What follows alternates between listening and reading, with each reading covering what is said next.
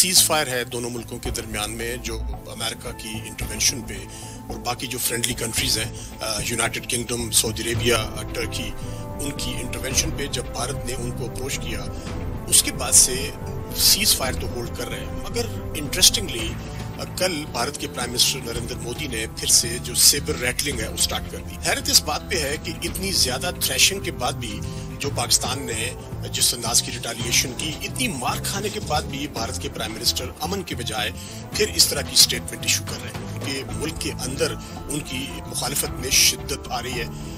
भारत की opposition parties, उनके मुल्क के सीनियर तजियाकार उनकी तमाम स्ट्रेटजी को, उनकी विजडम को क्वेश्चन कर रहे हैं। इतने डिल्यूजनल इस कॉन्फ्लिक्ट के स्टार्ट से पहले प्राइम मिनिस्टर मोदी थे। अनफॉर्चुनेटली अभी तक वो डिल्यूजनल हैं। He is living in a make believe world.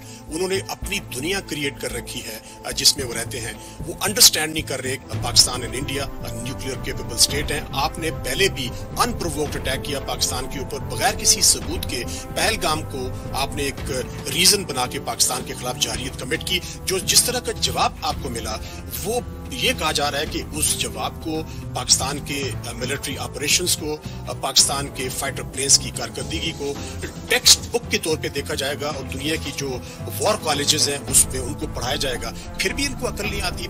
आपने इंडस वाटर ट्रीटी को सस्पेंड कर रखा है। आपने पाकिस्तान के पानियों को रोकने की धमकी दे रखी है। और आपको जान लेना चाहिए कि पाकिस्तान ने आपको पहले भी बता दिया था वेरी कैटेगोरिकली, वेरी क्लियरली और इंतहाई डिप्लोमेटिक जार्गन में, लैंग्वेज में, कि अगर आप पाकिस्तान के पानी को रोकने की कोशिश करेंगे तो ये इसको एक्ट ऑफ वॉर के तौर पे लिया जाएगा।